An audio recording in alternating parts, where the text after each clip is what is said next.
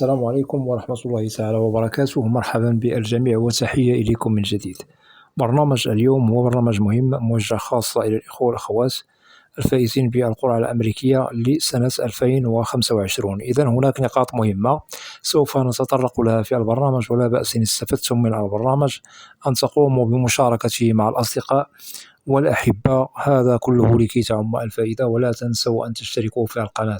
إذا بالنسبة للقرعة الأمريكية لسنة 2025، كيف تسير أمورها وكيف تسير إجراءاتها؟ الظروف التي تسير بها يعني اكتمال إجراءات DV 25. نؤكد بأنه اكتمال إجراءات القرعة لسنة 2025 بدأ يقترب أسبوع تلو أسبوع. وأكيد كما وضحنا سابقا، السنة المالية بالولايات المتحدة الأمريكية تنتهي في شهر سبتمبر، وتنتهي معها إجراءات القرعة الأمريكية لسنة 2025، أي أنه ليس هناك من استقبال للمواعيد والمقابلات، ولن تحدد مواعيد أخرى بعد نهاية إجراءات DV 25 الذي يأتي مزامنة مع انتهاء السنة المالية. وأكيد سوف تبدأ إجراءات القرعة الأمريكية لسنة 2026 في أكتوبر المقبل من سنة 2025، وهذا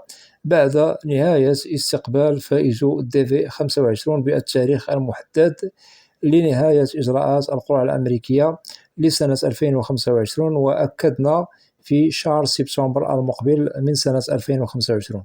إذن كل من هم أرقامهم صادرة في النشرات الشهرية فأنتم اقتربتم من حسم إجراءاتكم، لأنه أكيد ستحدد مواعيد لكم قريبا في الأسابيع المتبقية من إجراءات DV 25، والمقابلات الأخيرة جميعها سوف تستقبل من طرف السفارات الأمريكية في شهر سبتمبر المقبل. وللتأكيد يلزم على كل من أرقامهم صدرت منذ مدة أو صدرت في النشرة الأخيرة، في حالة المواعيد لا زالت لم تصلكم بعد، فما عليكم في هذه الحالة إلا التواصل. وهنا نؤكد على إرسال استفسار على السريع إلى مركز كاساسي بالولايات المتحدة الأمريكية لأجل حسم أمر التوصل بالموعد عن قرب. أكيد لكي تجدوا فرصة للعمل على إجراءات الترجمة، أي ترجمة الوثائق إلى الإنجليزية، وكذلك أخذ موعد مع الطبيب المعتمد لدى السفارة الأمريكية، وهذا لصالحكم ولكي لا تؤخروا عليكم فرصة إتمام إجراءات القرعة الأمريكية لسنة 2025. ونؤكد على الذين صدرت أرقامهم في النشرات الشهرية.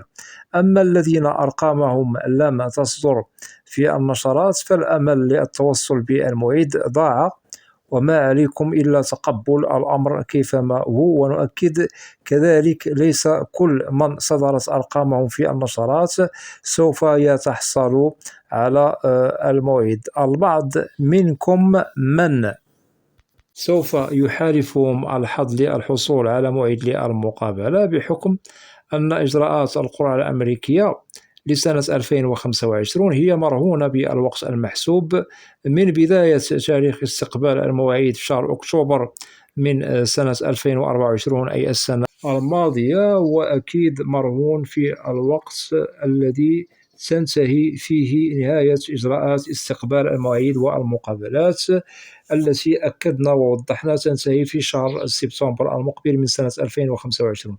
إذن الأمل بالنسبة للفائزين الصادرة أرقامهم في النشرات لا زالت موجودة، وهو مرهون في الوقت المتبقي.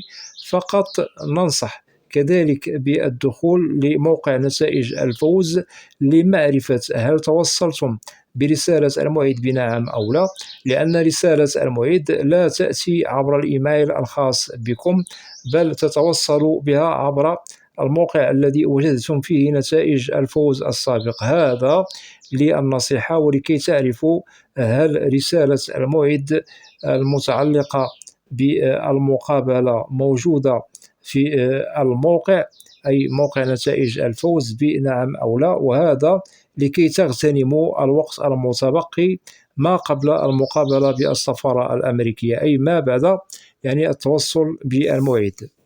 وهذا أكيد بدون إضاعة الوقت، لأن هناك إجراءات مهمة تتبع ما بعد التوصل بالموعد، وكذلك هذه الإجراءات تأتي قبل المقابلة بالسفارة الأمريكية، ووضحناها: ترجمة الوثائق، ثم أخذ موعد مع الطبيب. وكل هذه الإجراءات تتطلب منكم وقتا، إذا الوقت المتبقي لا زال فيه أمل للذين هم معنيون بأرقامهم في النشرات، والذين ستحدد مواعيدهم في الأسابيع المقبلة. ونقول لمن هم يسألون عن أرقامهم الكبيرة وهل هناك من أمل لنشرات أخرى، أكدنا: ليس هناك من أرقام ستصدر في الأسابيع المقبلة، والنشرة الأخيرة صدرت خلاص، وليس هناك من نشرات جديدة ستصدر في الأسابيع المتبقية المقبلة. سبق لي أنني قمت بتنزيل برنامج خاص عن النشرة الأخيرة، ممكن أن تقوموا بالعودة إلى القناة،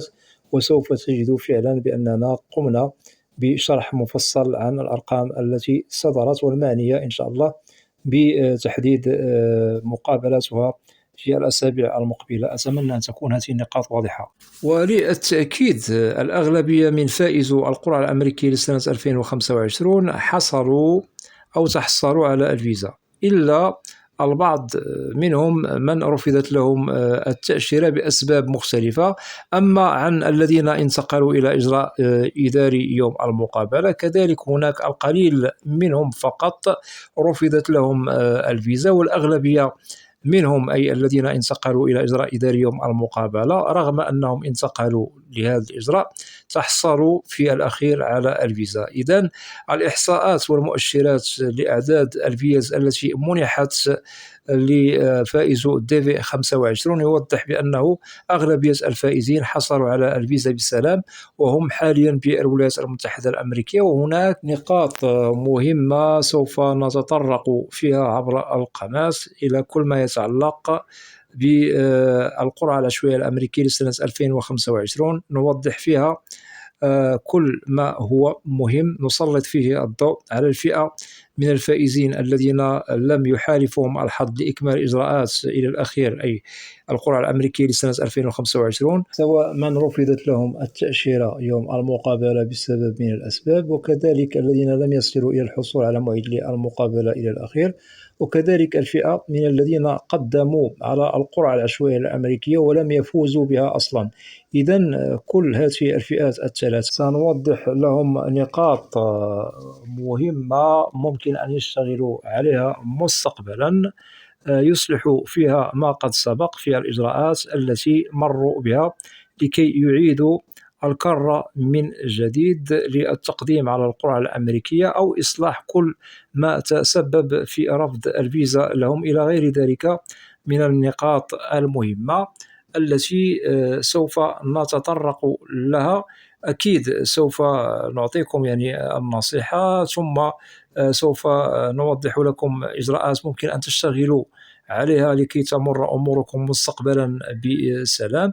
وهذا لكل من لديهم اهتمام بالقرعة العشوائية الأمريكية ويريدون تحقيق هدف الحصول على فرصة للفوز من جديد، أكيد للاشتغال على الإجراءات من جديد لتحقيق الحلم الأمريكي. وهذا نتمناه لكل من هم إن شاء الله مستقبلا سوف يقدموا على القرعة الأمريكية لسنة 2027، والتي إن شاء الله سوف تبدأ يعني أو يبدأ التقديم عليها في شهر 10 المقبل، أي أكتوبر من سنة 2025.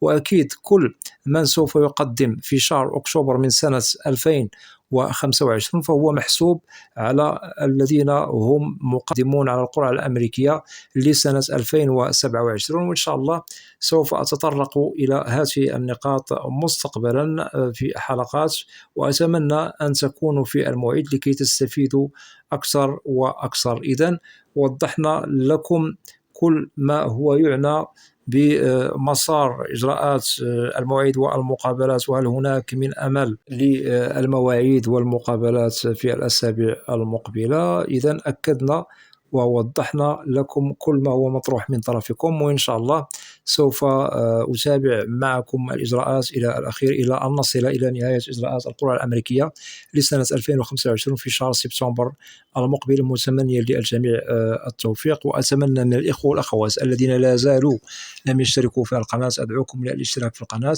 وتفعيل زر الجرس ليصل إليكم كل جديد. ولا تنسوا أن تدعمونا دائما بلايك لكي نصل إلى أكبر نسبة من المشاهدة. وبالنسبة للقناة محتواها كامل وشامل عن الهجرة والمهاجر إلى الولايات المتحدة الأمريكية بشكل عام وكتعريف. وإذا لديكم أسئلة ممكن طرحوها كتعليق عبر القناة، وسوف تجدوا الإجابة عبر البرنامج المعروف في القناة، برنامج أسئلة وأجوبة، لأنني لا أستثني منكم أحدا. وأود أن أشكر جزيل الشكر كل الإخوة والأخوات الذين يقومون بوضع تعليق محترمة بالقناة. مرحبا بكم جميعا بأسمائكم، وإلى لقاء قريب بإذن الله، والسلام عليكم ورحمة الله تعالى وبركاته.